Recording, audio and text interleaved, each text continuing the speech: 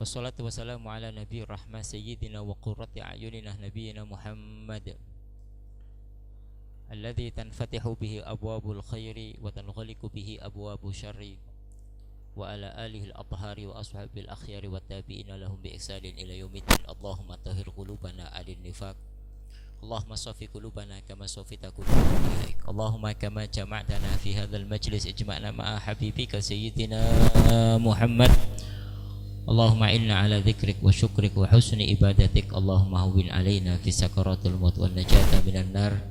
Amma ba'd. Alhamdulillah atas semua kebaikan yang diberikan oleh Allah kepada kita semuanya, sehingga kita memasuki 10 akhir di bulan Ramadan sesuai dengan sabda Rasulullah. 10 akhir itu adalah pembebasan dari api neraka. Maka sebagai seorang muslim meyakini ada kehidupan setelah kematian. Ada namanya hidup di perut, ya. Dan ini sudah kita selesaikan. Hidup di dunia sedang kita jalani. Ada kehidupan di alam kubur, masih belum. Ada kehidupan di padang mahsyar, nanti ada kehidupan di akhir nanti akhir. Itu hari pembalasan, apakah dia masuk surga ataupun masuk neraka. Maka kita masuk 10 akhir bulan Ramadan, yaitu pembebasan dari api neraka. Artinya kita berharap kepada Allah agar di bulan Ramadan ini Allah menjauhkan kita dari api neraka dan memasukkan kita ke dalam surga Allah Subhanahu wa taala. Nah, ini semua muslim berharap seperti itu, ya. Umat Islam dari Indonesia, dari mana-mana berharap agar mendapatkan ampunan dari Allah Subhanahu wa taala dan dibebaskan dari api neraka. Akan tetapi, ya, yang membedakan antara satu dengan lainnya ini kesungguhan di dalam memohon kepada Allah, kesungguhan keinginannya tersebut. Nah, ini. Maka jika ada kesungguhan benar-benar dia memohon kepada Allah agar dibebaskan dari api neraka, maka perlu dibarengi dengan langkah atau kegiatan yang nyata, perbuatan yang nyata. Yaitu apa di bulan Ramadan ini? Ya, satu, jangan banyak tidur. Jangan banyak tidur. Yang kedua, nah ini, bangun malam. Yang ketiga, baca Al-Quran. Yang keempat, jangan banyak ngerumpi. Jangan banyak ngerumpi. Nah, ini. Yang kelima, apa itu? Dibangun hidup ini dengan husnul khotimah. Dengan apa? Dengan berbaik sangka kepada Allah. Jadi kita harus banyak berbaik sangka kepada Allah Subhanahu wa ta'ala. Kebanyakan orang itu buruk sangka kepada Allah. Saya ini hidup saya sulit, hidup saya capek, hidup saya ini itu. Itu berarti apa? Berarti berburuk sangka kepada Allah. Kok saya melihat orang lain bahagia, kok saya susah? Allah enggak sayang pada saya. Itu enaknya Masya Allah jadi si fulan itu, kok kalau jadi saya kok repot. Ini namanya orang tidak berbaik sangka kepada Allah. Nah, ini. Jadi tidak boleh kita membandingkan antara satu dengan lainnya, dan itu semuanya adalah anugerah Allah Subhanahu wa taala. Maka yang dibangun oleh seorang muslim yaitu berbaik sangka kepada Allah Subhanahu wa ta'ala. Saya seperti ini, itu Allah yang ngasih, sudah kita jalani sambil kita perbaiki, sambil kita memohon kepada Allah. Nah, ini santri juga sama seperti itu. Kok saya sulit, saya kok ngapalkan Al-Quran gak hafal-hafal. Ada teman saya sebentar aja hafal Al-Quran. Yang satunya kayak dia itu enak, banyak uang, kalau saya itu terbatas ini. Nah, ini namanya berburuk sangka kepada Allah. Allah telah memberi Anda sesuai dengan kapasitas Anda. Allah lebih tahu. Ini sudah serahkan kepada Allah sambil kita perbaiki hidup kita dengan cara kita berusaha dengan baik sambil memohon kepada Allah Subhanahu wa ta'ala. Faham? Bangun husnudzon, ya, berbaik sedekah kepada Allah, maka Allah akan memberi apa yang kamu inginkan. Kebanyakan orang tidak dikabulkan keinginannya oleh Allah karena dia tidak berbaik sangka kepada Allah. Sering menyalahkan Allah. Saya sakit, capek, ini hidup ini susah, hidup ini banyak ngeluhnya. Berarti tidak berbaik sangka kepada Allah. Mudah-mudahan Allah jadikan kita hamba yang berbaik sangka kepada Allah. Pada pembahasan kali ini kita akan membahas zakatul fitrah, yaitu zakat fitrah. Ada zakatul mal, ada zakatul badan. Nah, kita ini pembahasan masuk zakatul fitrah. Karena setiap seseorang itu harus dizakati. Nah, ini.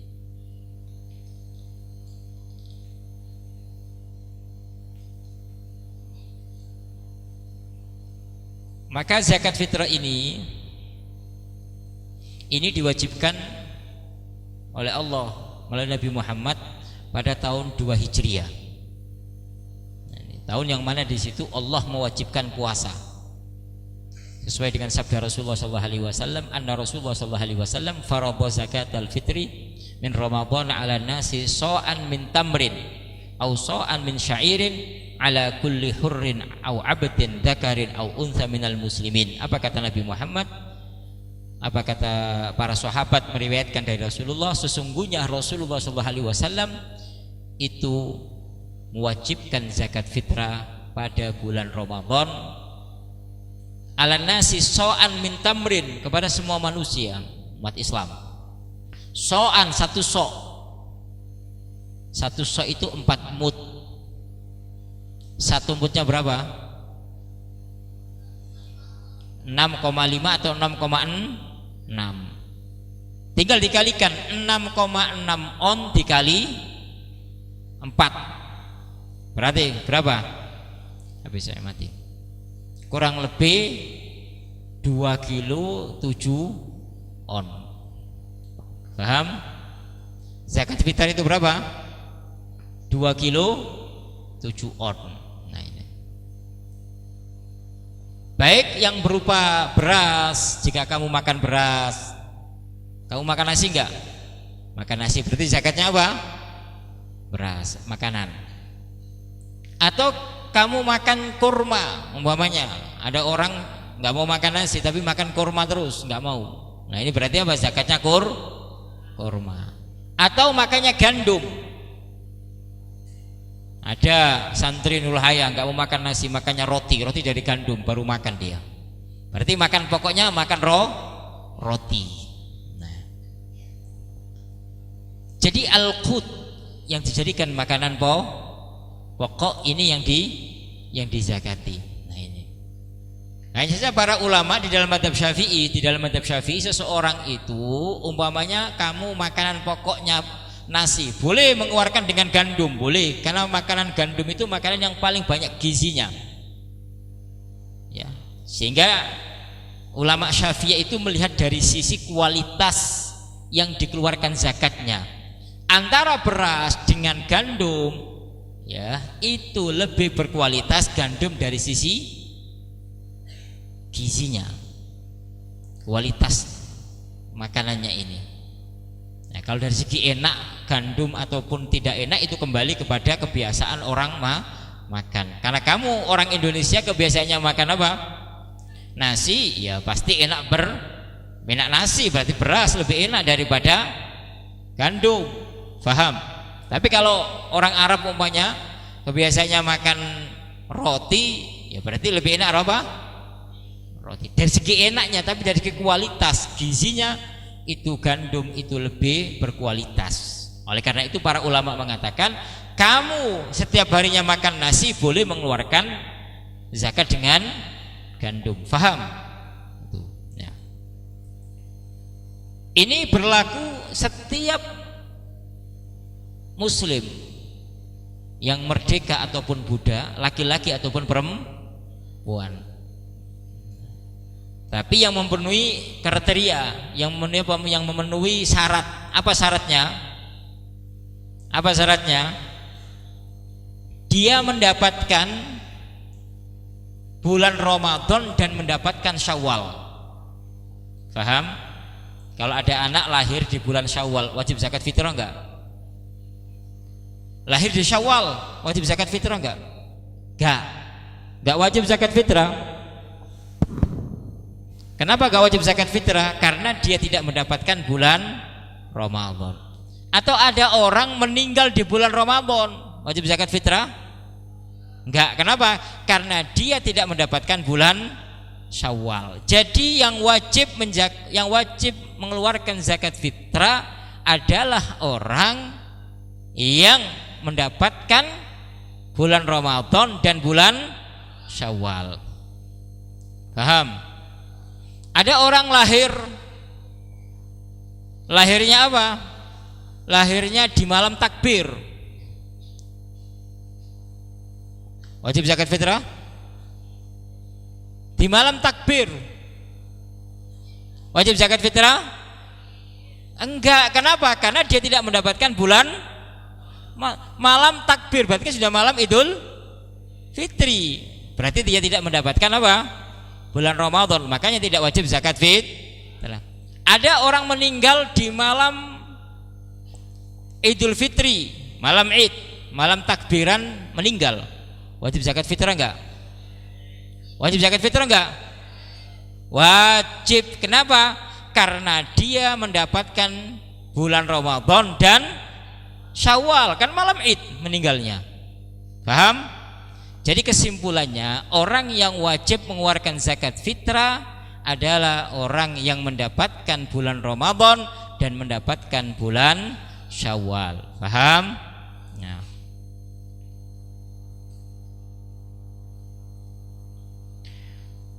Kemudian ya, apa hukum daripada zakat fitrah? Hukumnya wajib. Ini bagi siapa? Bagi siapa? Satu, wajibnya ini satu orang Islam. Kalau orang non muslim tidak wajib mengeluarkan zakat fitrah. Kemudian yang kedua adalah apa? Ya tadi dia mendapatkan apa? Bulan Ramadan dan mendapatkan bulan Syawal. Mendapatkan meskipun sebentar di bulan Syawal, yang penting mendapatkan. Paham? Yang ketiga, ayyujadalatihi fadlun minal mali yazidu an qutihi wa quti iyalihi fi yaumil 'idi wa lailati. Dia menemukan kelebihan harta benda ya, melebihi dari apa? Dari kebutuhan pokoknya, kebutuhan dia, kebutuhan kalau dia punya istri, kebutuhan istrinya, kalau dia punya anak, kebutuhan anaknya, berarti kebutuhan keluarganya pada hari Id dan malam Id. Umpamanya malam Id, ada seorang laki-laki malam Id punya uang 200.000, itu yang dia miliki. Enggak. Hanya 200.000 yang dia miliki. Wajib zakat fitrah enggak? Dilihat kebutuhannya berapa dia hari Id dan malam Id itu. Ya, malam Id berarti malam Id sama harinya, paginya hari Id itu. Oh ternyata dia punya anak satu, kebutuhannya itu totalnya 200, dia punya uang 200, berarti enggak ada lebih, berarti enggak wajib zakat fitrah. Paham? Oh ternyata dia punya uang 300.000, kebutuhan dia dan keluarganya untuk malam Id dan pagi Id berapa? 200.000, berarti ada sisa berapa? 100.000. Itu 100.000 yang wajib dikeluarkan zakat fitrahnya. Ternyata dia punya keluarga 3, ya sudah dibagi 3 berapa? Atau sisanya hanya 50.000 saja, berarti yang 50.000 dikeluarkan zakat fitrah. Sedapatnya berapa? Paham? Jadi yang wajib zakat fitrah itu jika dia punya kelebihan pada malam Id dan hari Id. Ada orang umpamanya nggak punya uang tapi punya mobil, berarti lebih nggak? Lebih, mobilnya bisa dijual. Paham? Nah ini ya. Jadi kadang jangan sampai salah paham ya. Nah ini. Nah, terus kamu bagaimana, kamu ini santri ini, kamu sudah dewasa enggak? Kamu sudah dewasa enggak? Kamu sudah dewasa, seharusnya orang tua kamu tidak wajib mengeluarkan zakat untuk kamu keluar zakatkan sendiri. Paham? Karena kamu sudah dewasa, anak laki-laki sudah dewasa kamu. Apakah orang tua kamu wajib membiayai kamu sekolah? Enggak wajib. Wajib ngasih kamu uang jajan? Enggak wajib. Ini anak santri ini, makanya saya ajari fikih ini kamu. Kamu nuntut anak putra ini, kamu nuntut orang tua kamu uang jajan, itu enggak boleh. Orang tua kamu enggak wajib ngasih kamu uang jajan, enggak wajib ngasih kamu makan, karena kamu sudah dewasa, cari sendiri. Paham? Akan tetapi sayangnya orang tua kepada kamu masih ngasih uang jajan, biayai kamu. Nah ini kok masih nakal, enggak nuruti, keterlaluan. Berarti keterlaluan. Enggak wajib orang tua kamu membiayai kamu itu, karena kamu sudah dewasa. Kecuali anak putri. Ya, kalau anak putri sudah menikah, berarti tanggung jawabnya siapa? Suaminya. Kalau anak putri, ya. Tapi kalau laki-laki dewasa, baligh, akil, tahu baligh enggak? Nah, baligh, akil. Beda kalau stres. Baligh, akil, wajib membiayai sendiri, mengeluarkan zakat sendiri. Nah, oleh karena itu, kalau orang tua kamu mengeluarkan zakat fitrah untuk kamu, harus minta izin kamu dulu. Nah, ini saya keluarkan zakat fitrah untuk kamu, karena kamu sudah dewasa. Paham? Bukan kewajiban orang tua. Makanya, masya Allah, orang tua kamu itu sayang pada kamu itu, ibu kamu sayang pada kamu, bapak kamu sayang pada kamu. Seharusnya cari makan sendiri dikasih. Seharusnya cari jajan sendiri dikasih. Itu suruh nurut aja nggak mau nurut, itu namanya anak keterlaluan. Suruh belajar aja nggak mau belajar, itu namanya keterlaluan. Paham? Makanya nggak akan dapat keberkahan. Kembali tadi saya sampaikan ada berapa syaratnya? Ada tiga. Satu, muslim. Yang kedua apa? Mendapatkan malam Ramadan dan malam Id, mendapatkan hari Id. Kemudian yang ketiga apa? Melebihi dari kebutuhan pokoknya, kebutuhan keluarganya yang wajib dinafkahi pada malam Id dan hari Id. Paham? Nah, tadi kemudian berapa jumlah yang harus dikeluarkan? Satu sok itu berapa mud? 4 mud. Satu mudnya berapa? 6,6 atau 6,5 dikalikan 4, kurang lebih 2,7 kilo. Nah, paham? Nah, sekarang kapan mengeluarkan zakat fitrah? Maka di dalam mazhab Syafi'i boleh dikeluarkan sebelum wajib mengeluarkan. Paham? Saya katakan kapan masuk wajibnya itu di saat malam takbir itu mulai wajibnya. Tapi enggak sampai apa? Sampai huruf. Paham? Sampai terbenamnya lari itu. Jadi mulai takbir itu wajibnya. Tapi kalau dikeluarkan sebelum sholat lebih utama, gak apa-apa. Tapi mulai wajibnya itu malam takbir, masuk 1 Syawal. 1 Syawal itu masuk di saat masuk maghrib. Makanya kan melihat hilal, melihat bulan, muncul nggak bulan? Tahu bulan nggak? Bulan itu kalau di akhir bulan itu kan nggak kelihatan. Nah, nanti kalau di awal bulan akan muncul kelihatan bulannya itu. Makanya mereka itu melihat di laut, di tanah-tanah lapang, dilihat ini muncul bulan enggak. Makanya ada sidang namanya sidang isbat. Kenapa ada sidang isbat? Yaitu karena ada proses melihat hilal, melihat bulan. Bulan nampak enggak bulan itu? Makanya kan besok tanggal 15 kan sempurna enggak? Sempurna. Namanya bulan purnama. Apa namanya?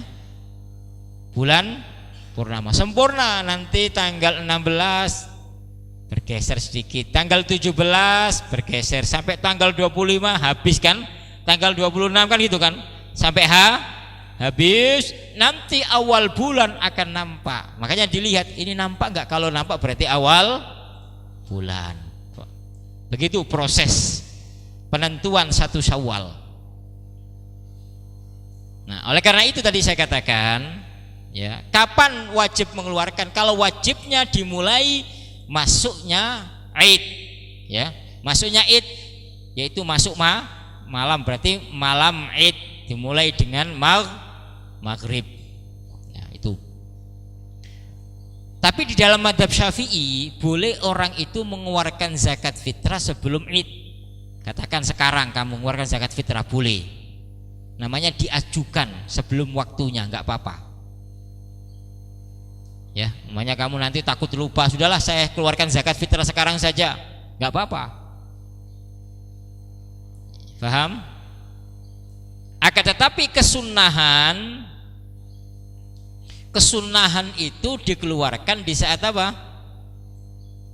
Dikeluarkan di saat pagi-pagi sebelum berangkat